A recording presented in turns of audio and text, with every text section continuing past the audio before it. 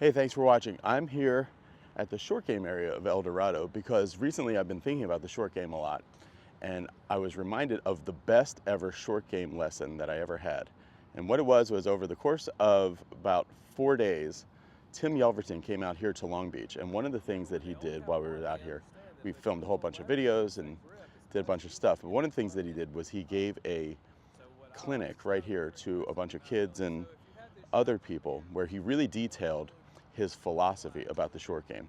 Now recently in golf instruction I've seen that the short game has become a little bit confusing recently for people, and I remembered this clinic that Tim gave here, and I thought, man, if people could see that, because it's been behind a paywall for 7 years, but I thought if people could see that, it could really clean up and clear up some things for people about what they need to do around the greens. Because I feel like the chipping yips was a thing that you didn't see that much, and now I'm starting to see it more, and I think that comes from some confusion about really the impact and dynamics of what should be happening. And especially the thing that the biggest thing that Tim always talks about is learning to chip really well from a good lie, and most people can't do that. Most people actually chip a little bit better from some rough. So I was going through that stuff, and when Tim was out here 7 years ago, we made the Be Better Golf short game scoring system, which was a huge hit. A lot of people have seen that.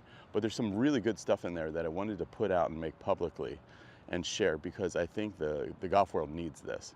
And then also I wanted to put out stuff from this clinic that he did right here 7 years ago. Since we did those videos, Tim has become one of the most, maybe the most, but one of the most sought after tour coaches on the PGA Tour for the short game. He's out on the PGA Tour almost every weekend working with different players on their putting, their chipping, and bunker shots, everything, like basically he says about 40 or 30 yards and in, about getting the ball up and down, or maybe just chipping it in. Really knows what he's talking about, and I wanted to put this out because I think it could really help the golf world. Okay, Tim, so now we're on to the section of the video that really this is the reason that I brought you to California. Because Tim's solution to the question of how to get great impact is better than any other short game instructor in the world, in my opinion. So that's what we're going to talk about here, is contact and base motion. So how do we build a really good base motion? Well, let's talk about what the club's going to do to the ball and to the ground first. Okay. Yeah, and then from there, then we'll kind of build into, okay, what do I need to do to achieve that? Okay. Yeah. So if you think about a plane coming in on a runway, there's two things that the golf club's going to do. The golf club is going to move down to a point somewhere and strike the ground. And then it's going to head it down. That's right. And then it's going to come at some angle. Okay. Yeah. Okay. Now it might come into the golf ball at a really steep angle, and it might come into the golf ball at a very shallow angle. Yeah. All right. Now, depending on the lie, we'll have to vary that, and we'll get into that later today. But two of the biggest things that dictate how solid my contact is going to be is purely where is this airplane coming into the runway, and at what angle is it striking or touching down on the runway. And that's going to really dictate what our contact is. Okay. And we'll go from there. Just so I can understand. So it's not just the angle, but it's also like, so if this stick is our contact, it's actually, it could be like if the angle's the same, but the contact, the touch point is different. Oh yeah. That's what you're talking about. Yeah, a lot of. And then also it could be a different angle. Absolutely. The same touch point. A lot of players, unfortunately, mistake thinking, okay, I hit behind it, that means I must have been too shallow, so I'm going to swing steeper. Okay. To move right, but what they're missing is they're not really missing, and a lot of times, the angle, they're just hitting too far behind it. Okay. And then we all know that the further we hit behind it, we can really get in trouble if we start swinging steep and behind it, because that's going to dig and chunk it, right? Yeah. So then a lot of times people kind of mess up in the sense that they're like, okay, I'm hitting behind it, I must be too shallow, now I need to be steeper. So then they start building in all these different ways to swing steeper, when at the end of the day, all they needed to do was maybe move their weight a little more forward. So we're going to get pretty detailed in how to diagnose your own motion and how to improve and diagnose your own motion. Show me, Tim, a little bit here on our Show me, Tim, a little bit here on our whiteboard. Sure. So if we have a golf ball which sits on the ground, which is on some blades of grass, like this, and the flag is over here, it's somewhere. What is the basic principles that are going on in a really good base motion? Okay. Well, you know, I don't know a lot. Going back to our analogy, our example of the plane, I don't know a ton about flying, but pilots have told me they try to land at about a 3-degree glide path. Okay, coming in. So if we have a plane runway here and we have our plane here. So they're trying to move 3 degrees down relative to that. That's beautiful. There you go, yes. And so they're trying to go down to the ground here. Uh-huh. They're saying at 3 degrees. 3 degrees. Roughly. Okay. Yeah. Obviously wind and things can change that. And that's pretty much what we're trying to do to the golf ball. So the golf ball's sitting here and we're trying to move into it with just a slightly descending blow. Okay? And then every degree that we swing steeper, the bottom of the swing is getting narrower. Okay, so let's take a pretty steep one, which would be, just for example's sake, like this. Yeah. So then our bottom area of like where good impact can happen is pretty narrow, like very much. So I tell people you want to get away from a V bottom and more towards a U. You know, you're trying to get more of a wide. Let's get bottom. more shallow like this. There you go. Coming out like that, and now our effective good strike area has widened. Much wider. Okay. Much wider. Much more forgiving that way. One thing I have to ask you that I always hear in golf instruction that has never made sense to me, and I've tried this technique and it never works for me. You hear the term use the bounce. I don't hear you talk a lot about use the bounce, because whenever I try to use the bounce, I get a little chubby, a little duffy, a little... Yeah, and think of it this way. Anything you change is going to make you either swing more down or less down. So it's either going to steepen your angle of attack or it's going to shallow your angle of attack. Anything you change. So if you move the ball back, you're going to hit more down on it. If you move the ball forward, you'll hit less down on it. If you stand farther from it, it's going to shallow you. If you stand closer to it, it's going to steepen you. So anything you change is dictating how that plane hits the runway. Okay. Now, all that, what happens a lot of times is absolutely right. I mean, we don't want to use the lead edge of this golf club for every shot. Sure, Warren. So so when this golf club is coming into the ground, we don't want the lead edge to be the first thing to strike the ground, or it's going to dig. That's digging. That's right. Bunker shots hate it. Soft, tight lies hate it. Into the grain. Now you can get away with it in the desert when it's super firm, right? But for the most part, we're wanting this club to come in as it's leaning forward, and then it's going to line up, and then it's going to start laying back. Okay, so depending on where we hit, ball here. If I hold that ball, so depending on where this ball is struck, right? So I might hit, if the ball is back, I might hit it with a little more forward lean. If the ball is a little more forward, I hit it more vertically. And then on the highest shots, if the ball's even more forward, I'll hit it with the shaft starting to lay back. And obviously that would expose the trail edge of the golf club much more. Okay. So when you're teaching a really good base motion, it sounds like you don't really worry about what the bounce is doing as much. It's better to concentrate on the angle of attack. I try to keep everything neutral. Okay. And if that happens, the shaft will come in fairly neutral, okay? Just a few degrees of forward shaft lean is okay, because most clubs are going to have 8, 10, 12 degrees of bounce. Okay. So you're still going to use that bounce unless you have like a 3 or 4 degree lob wedge. So using the bounce, it sounds like it's more something that happens, not something to do. That's right. And a lot of times, kind of where I was going earlier, and I've kind of chased a rabbit, was a lot of times players don't have the other pieces to support, coming in and kind of trying to line the shaft up quick and use the bounce. Okay. So like, just say you had a player that had the ball too far forward and they're kind of tilted back. Well, if they come in and try to throw the club head past their hands, they're going to skull it, right? So they actually need to try to hold on to some angle here and kind of keep the hands driving, just for the sheer sake of making sure that they don't hit 2 or 3 inches, 4 inches behind the golf ball.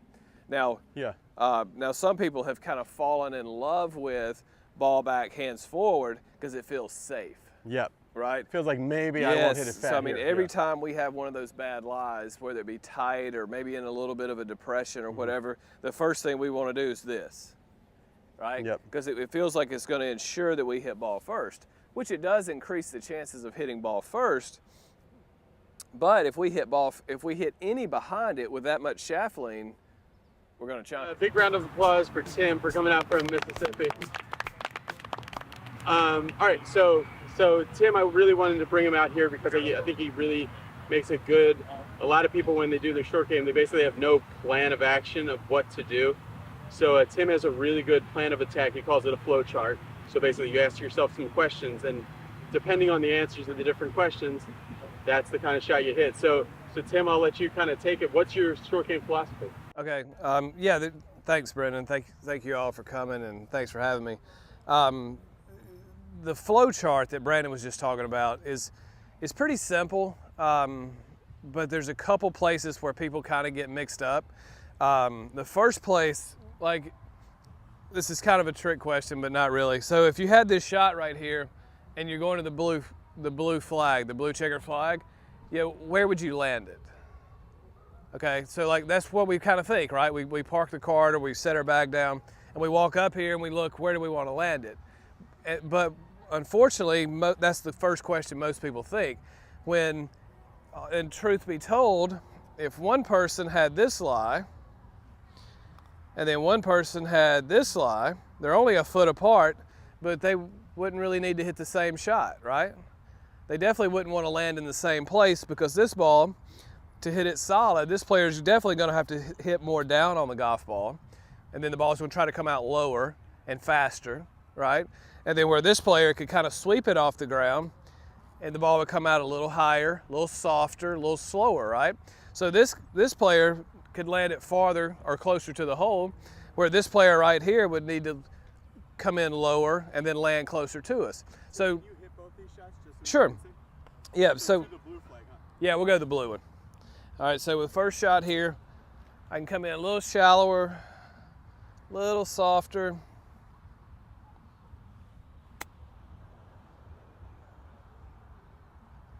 Okay, now this one right here is going to come out kind of low, because I'm going to have to put a little more weight on my front foot, get a little more wrist cock, and have it come out low. Where you guys think I ought to land this one? On the green or short of the green? A little short, okay.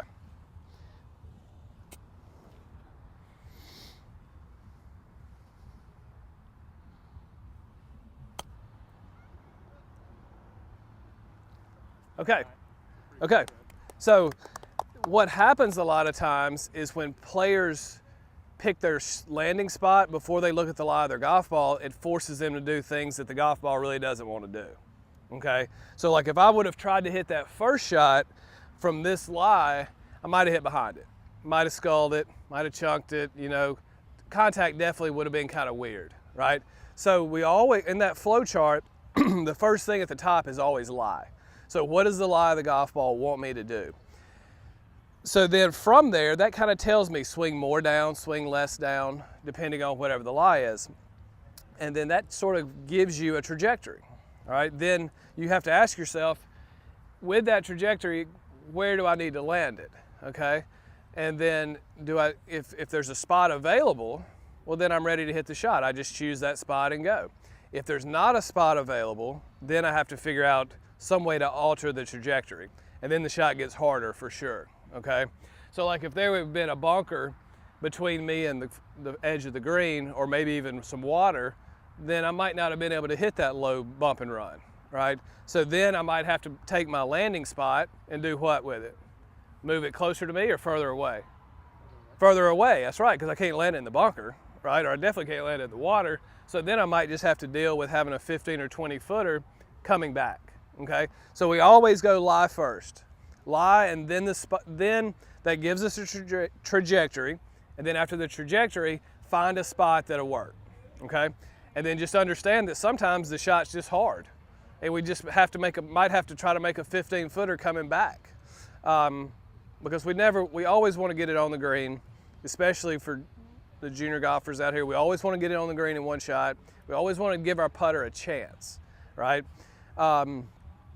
And so that's kind of the flow chart that we want to look at when we're trying to figure out what shot to hit. Okay, now obviously you've got to have the skill to hit it, right? So you got to have the ability to hit those shots. Now where that comes from is a little pyramid or a little triangle that I have, and at the top of that pyramid is contact, okay? At the top you have contact because it's the most important thing in the short game. If you always have solid contact, you're going to get it on the green. You're going to get it inside of about, most shots inside of 15 feet. You're going to give yourself a good chance, okay? Even if you have a really hard shot. And then in the two bottom corners of the triangle is loft and speed, okay? So a good example of that would be, I'm going to hit 2 shots here. We'll go to the red flag this time, okay? The first one I'm gonna hit kind of lower, all right, and the second one I'm gonna hit higher. Now which one needs more speed? Clubhead speed. Do I need to swing harder when I hit it low or when I hit it high? There you go, good. All right, so I'm gonna hit one here. Which one did I say first? Low or high? Low, okay. All right, we'll hit low here.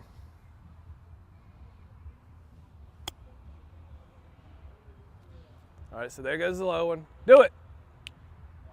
Ah, all right. So now we're gonna go to the high one, okay? So I'm gonna, do you like the high ones better? Yeah, I do too. That's what, oh, love the flop, right? All right, so now we'll go higher.